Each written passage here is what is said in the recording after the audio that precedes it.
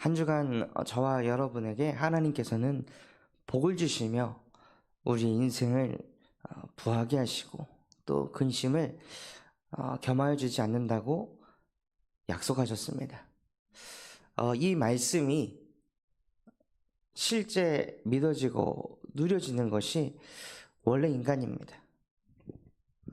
그런데 이 말씀을 아무리 들어도 믿어지지 않는 것, 이 말씀을 아무리 들어도 마음에 담기지 않는 것, 그것을 보고 영적인 문제라고 합니다. 왜냐하면요, 하나님은 영이시고 하나님은 말씀이십니다. 즉 무슨 뜻이냐? 말씀은 곧 영적인 것이라는 것입니다. 그 말씀이 안 믿어지고 말씀이 안 담긴다는 것은요, 영적으로 뭔가 통하지 않는다는 거예요. 하나님을 떠난 것, 불신자로 사는 것도 영적인 문제지만 결국 불신자로 산다는 것은 하나님을 믿지 않는다는 것이고, 그런데 예수 그리스도를 영접해서 하나님의 자녀가 되었다 하였을지라도 예배를 통해 선포되는 말씀이 들리지 않고 믿어지지 않고 내 마음에 담겨지지 않는다면요, 그 또한도 영적인 문제라 합니다. 왜 하나님의 말씀을 들어도 그게 마음에 담기질 않을까요? 왜 이 말씀을 누군가는 응답받았다고 해도 왜 그것이 우리의 마음속에 담겨지지 않고 믿어지지 않는 걸까요? 왜냐하면요, 영적인 상태가 영적 고아로 되어 있기 때문입니다. 고아는 부모에게 버림받았다는 그 상처 때문에요, 누군가를 쉽게 믿지 않습니다. 혹은 어릴 때부터 부모에게 버림을 받아서 사랑을 받지 못했기 때문에 누군가가 조금 잘해주고 누군가가 자기를 좀 챙겨주면 믿지 않아야 될 사람도 쉽게 믿곤 합니다. 그러니 영적 고아가 되어 있으면요, 그 상태 속에 있으면 믿어야 될 걸 안 믿고 믿지 말아야 될 걸 믿는 이상한 상태에 놓이게 된다는 거예요. 제가 한 아프리카 청년을 사역을 한 때가 있었는데, 그때 아프리카 사람들이 고아로 이렇게 밖에 돌아다니고 있으면요, 그 무장단체들이 와가지고 그 친구들에게 먹을 거 주고 입을 거 주고, 그러다가 나중에 이 아이들에게 총을 쥐어주면서 총을 어떻게 쏘는지, 사람을 어떻게 죽이는지, 테러를 어떻게 하는지 이걸 가르친다는 거예요. 그런데 아이들이 거기에 그냥 다 끌려간다는 거예요. 왜냐? 먹을 걸 챙겨주고 입을 걸 주고 잘 곳을 제공해 주니까 아무도 자기에게 관심 가져주지 않는데 테러리스트라 할지라도, 그리고 그 아이들에게 옳고 그름이라는 판단의 기준이 서기 이전에 먼저 그들에게 역사에서 이게 좋은 거야 라고 가르치니까 그걸 그냥 따르는 거예요. 옳고 그름이 모를 때. 우리 또한도 마찬가지입니다. 우리가 태어나기 이전부터 또 태어났을 때부터 바로 흑암이 우리의 영혼과 생각을 완전히 사로잡아 가지고요, 너희는 너희 아비 마귀에게서 났으니 너희 아비의 욕심대로 행하고자 하느니라. 그는 처음부터 살인한 자요, 그 속에 진리가 없어서 진리 앞에 서질 못하도록 만들었습니다. 태어날 때부터 본질상 진노의 자녀여가지고 육체와 마음이 원하는 대로 사는 게 그게 마치 올바른 인생이라고 잘못 각인 뿌리 체질돼가지고 하나님의 말씀을 믿을 수 없는 영적 고아로 세팅을 해버렸다는 거예요. 그러니 처음부터 하나님의 말씀을 못 듣도록, 처음부터 하나님의 말씀을 불신하도록 흑암이 이미 모든 사람들의 영혼과 생각을 사로잡아 버렸기 때문에 아무리 말씀을 들어도 말씀이 안 들리는 거예요. 들어보려고 애를 써도 안 되는 거예요. 왜냐? 이것은 영적인 문제니까. 그래서 성경에선 영적인 것은 영적인 것으로 해결해야 된다고 말씀하셨습니다. 그래서 이 영적인 문제를 해결하기 위해서 이 땅에 하나님께서 예수 그리스도를 보내신 것입니다. 우리의 경제 문제를, 질병을, 자녀 문제를, 또 개인이 가지고 있는 그 어떤 아픔과 상처를 없애기 위해서 이 땅에 예수께서 오신 것이 아니라요, 하나님이 계신데 그 하나님이 믿어지지 않는 그 문제, 하나님의 말씀이 진리인데 그 진리의 말씀은 안 믿어지고 그 지나가는 그 사람의 말은 그렇게 잘 믿어지도록 만든 그 영적인 문제를 해결하려고 이 땅에 여자의 후손 예수 그리스도를 보내신 것입니다. 그래서 절대 하나님의 말씀이 들리지 않고 믿어지지 않고 누려지지 못하게 하는 그 영적인 문제를 예수께서 십자가에 못 박고 끝내셨습니다. 끝내신 예수가 우리의 그리스도이시며 살아계신 하나님의 아들이십니다. 그래서 내가 이렇게 해야 되는데가 아니라 여호와가 하시겠구나. 여호와께서 열심히 일을 하시겠구나. 그래서 늘 나는 이런 사람이야 라고 사람들에게 어필하는 게 아니라 여호와가 이런 분이구나. 여호와께서 이런 일을 하실 수 있는 분이시구나. 그래서 나를 나타내는 게 아니라 여호와를 나타내는 거였구나. 이것을 누리도록 예수님이 십자가에서 그리스도의 일을 완성하셨습니다. 그래서 우리의 인생이요, 영적 고아가 아닌 하나님의 자녀의 신분 권세를 가질 수 있도록 십자가에서 모든 것을 완성하셨습니다. 말씀이 믿어지지 않고 말씀이 담겨지지 않는다면요, 우리 안에 뭐가 필요한 것이냐? 그리스도의 복음이 필요한 것입니다. 믿음을 주세요 라고 기도해야겠으나 우리의 근본이 바뀌어야 믿어지는 것입니다. 아직도 우리의 근본이 내가, 나는, 나를 이런 상태를 가지고 예배를 하고 이런 상태를 가지고 신앙생활을 하면요, 하나님의 말씀이 들릴 수가 없습니다. 그래서 늘 우리에게 무엇이 필요하냐? 그리스도의 복음이 필요한 것입니다. 구약시대에도요, 항상 예배 때 뭘 하냐?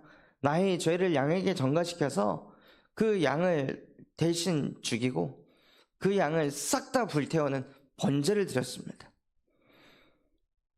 무슨 뜻이냐면 늘 나를 구원하기 위한 의식을 드렸다는 거예요. 그래서 날마다 우리 또한도 지금 양을 잡아가지고 피제사를 드릴 수 없기 때문에 예수님께서 이 땅에 오셔서 자기가 양이 되시고 자기 몸에 우리의 죄를 다 전가시키시고 우리의 죄를 다 뒤집어 쓰시고 자기 자신을 십자가에 못 박고 우리의 죄를 사하셨습니다. 이것을 계속 선포하고 듣고 고백해야 됩니다.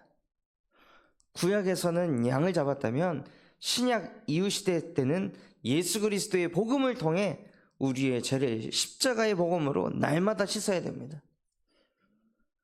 그래서 우리에게 늘 복음을 선포하고 복음을 듣고 복음을 묵상하는 그 시간이 가장 중요합니다.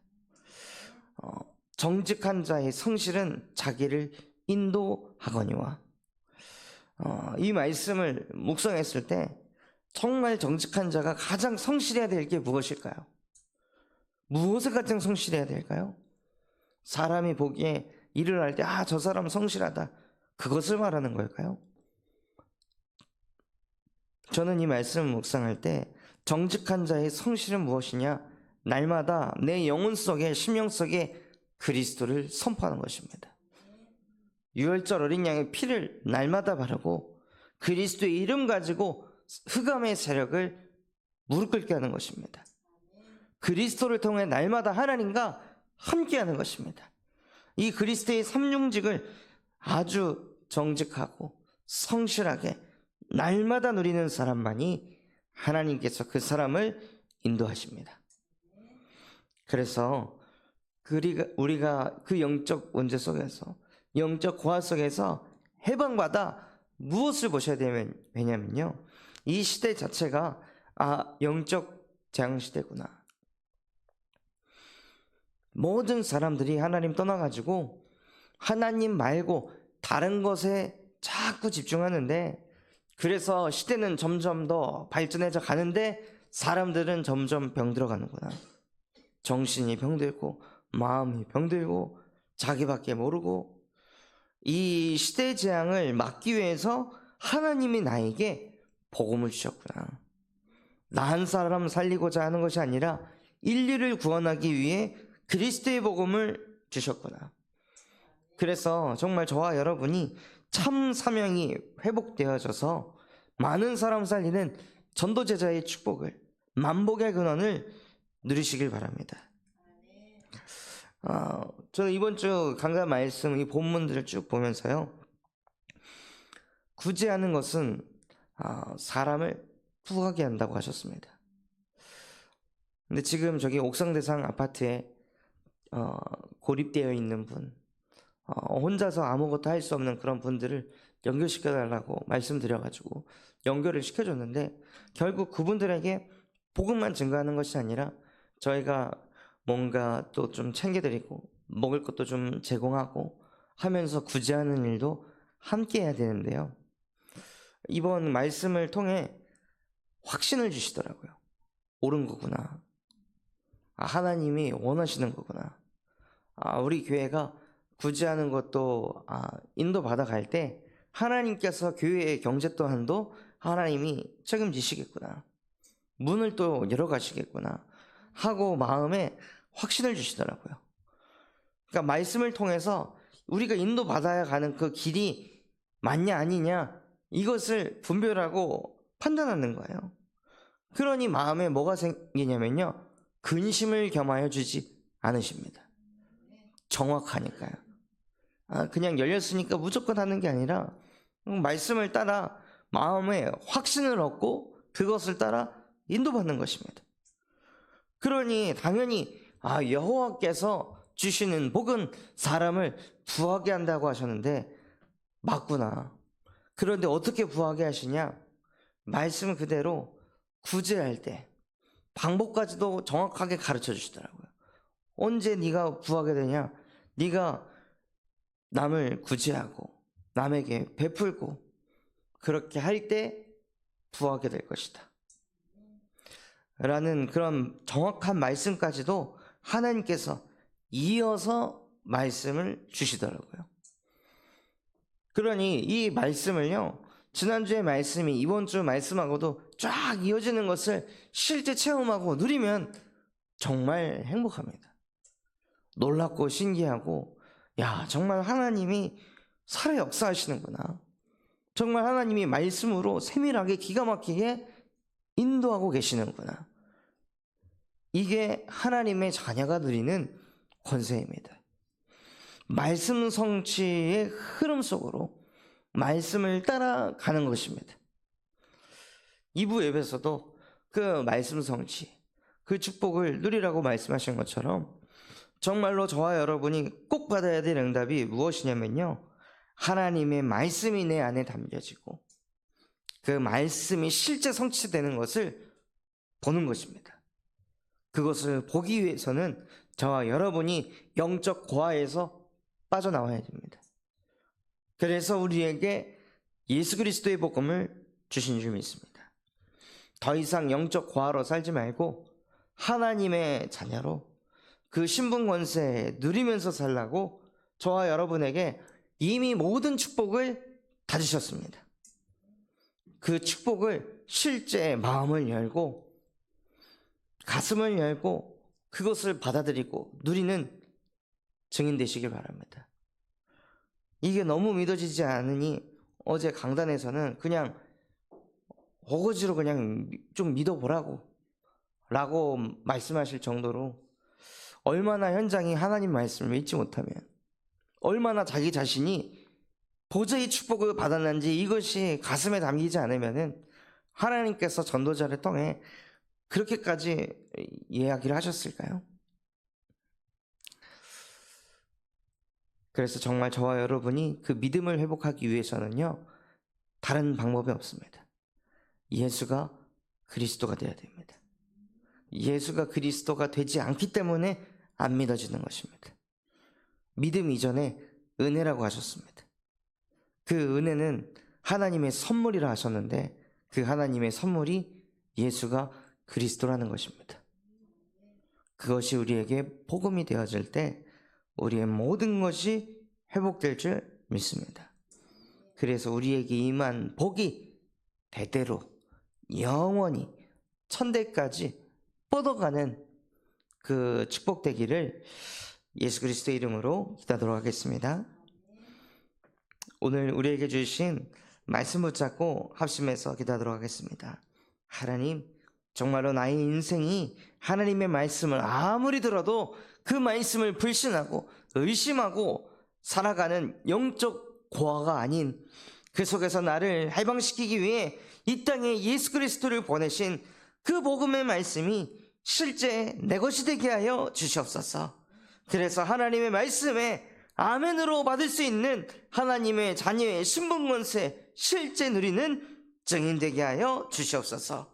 그것 할 수 있도록 정말로 정직한 자의 성실, 그리스도의 삼정직의 복음을 날마다 선포하고 고백하여 하나님이 우리를 인도하는 것을 체험하게 하여 주옵소서. 또한 전세계 예수 그리스도의 복음을 증거하시는 류광수 목사님과 담임 목사님에게 성령의 충만함과 오력을 더하여 주시옵시고, 또한 우리 군산참소망교회가 금토일 시대를 열고 세 가지 뜰이 세워지게 하시고 청년 전도운동이 일어나며 8번째 렘넌트를 세우는 렘넌트 시스템과 또한 성경적 다락방 전도운동을 일으키게 하여 주시옵소서. 그런 마음과 중심을 담고 우리 합심해서 기도하겠습니다. 하나님 아버지, 감사합니다.